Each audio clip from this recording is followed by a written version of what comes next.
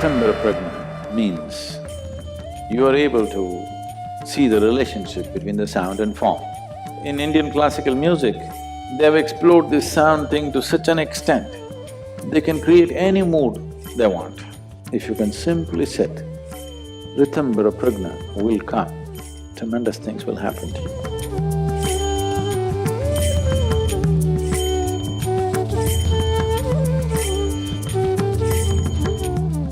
There is a certain dimension of perception which is referred to as Ritambhara Pragna. Ritambhara Pragna, Pragna means perception. Ritambhara Pragna means you are able to see the relationship between the sound and form.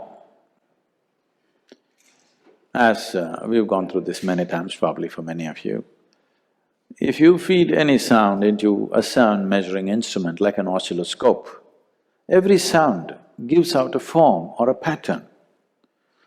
Today it's a well-known thing that for every sound there is a distinct pattern. There are very fantastic experiments which have happened, but the more simple one is, if you just take a metal sheet and let's say keep a speaker under it and play a certain kind of sound, you will see if you put some light granules on it like sand or whatever, it all arranges itself in a particular way. Or if you have a proper tonometer where you can control the hertz, distinct patterns, otherwise you don't have to do it.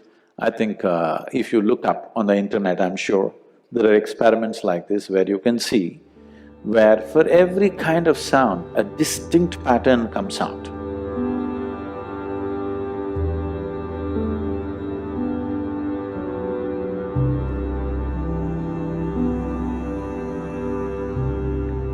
So for every sound, there is a form attached to it. Similarly, for every form, there is a sound attached to it.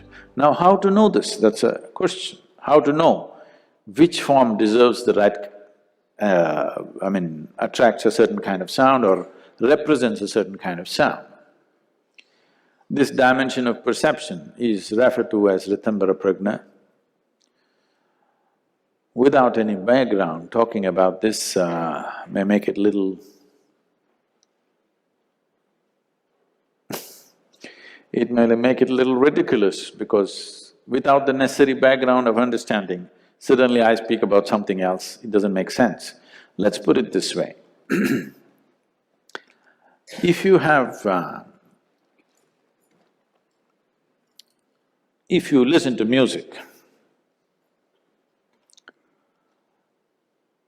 not the music with words, let's say you simply listen to voice or instrumentals, have you noticed different sounds create different kinds of impact upon you? A certain sound brings an emotion of love in you, a certain sound makes you peaceful, certain sounds want you to jive. Different things do different kind of impacts on the system. This… even if you are not a conscious listener, it can still happen. Somewhere somebody is playing a rhythmic music, either a folk kind of thing or let's say rock music is going on. You're not really listening, you're sitting and reading a newspaper or doing something else. The body wants to move, this is the first indication it wants to dance. In Indian classical music, they have explored this sound thing to such an extent, they can create any mood they want. To have some experience of this, if music is simpler, easier, no risk, exploration, you must listen to music which doesn't have words. That doesn't mean you listen to the elevator music, not that kind. Somewhere people are exploring various levels of sound, various ways of expressing things, but still not much words, there may be a few words. The Indian classical music goes with this, or the Western classical to some extent, but Western classical largely is instrumental, isn't it? There are no voices. not much voice at least. If you listen to voice-based music which doesn't have much words, your ability to have a grasp over this to some extent can happen.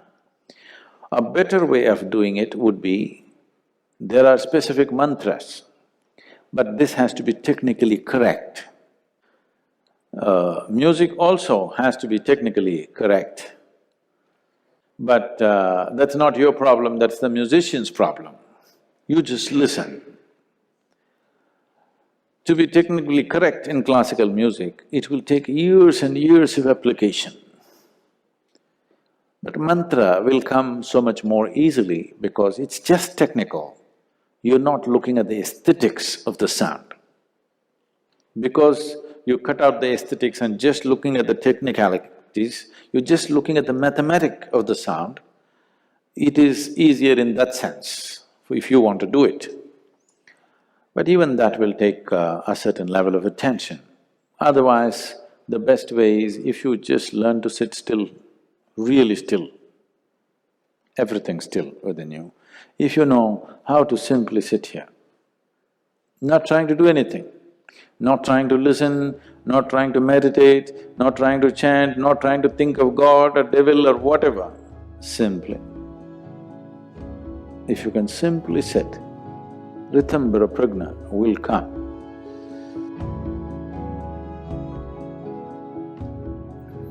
Another way of becoming perceptive to sounds and the nature of sounds is, if you can find a place where there are no sounds of machines and your cell phone will not tink-tink, quietly if you can listen to the sound of the trees, the breeze, the water, just the natural sounds, if you pay enough attention, tremendous things will happen to you. If you… I don't know if there is… very little of that is probably left, because even the forests are cultured. Many times I've been in the South Indian, they're kind of tropical rainforests. The longest I've been there, it was about 23 days. I walked through the jungle for about 23 days alone. No any kind of support, no cell phone for sure those days and not even a torchlight. And fourth day I ran out of the food that I was carrying, so I lived off the forest. By about eighth day, I lost my jacket and one half of my shirt because I was chased by some animals and by that whole thing. I had half a shirt and pants and I walked through. This is elephant country, tiger country. I saw tigers, panthers, elephants, all kinds of… the wild buffalo, various kinds of animals, very close quarters. But at the end of it, when you look back, what is the biggest impact on you? It's the insects. No, they're not like the ticks in America, they don't bite us. It's in the nights, the orchestra that goes on in the rainforest. Oh my God, it's unbelievable. And the timing, every day, night 2:15 means one group will stop and the other group will start. Really, their sense of time, every day, exactly, by the second, one group will start, another group will start. And you don't know what they're talking about. They're definitely talking something that you don't know, for sure. They're not just making dumb noises. So if you just sit there and listen and listen and listen and listen, slowly you start noticing there is a pattern and an organization to this, which is far bigger than any human symphonies that you can achieve. Far more complex and far more intense. So if you listen, simply learn to listen, listen to everything. That means you shouldn't be talking, you know. Simply listen. You will have some sense of how sound and forms are related. But if you want to make a study out of it, then it will take a different kind of involvement. But just having a ear for everything. Do not consider what is important, what is not important. Whatever comes, you must listen. It's very important.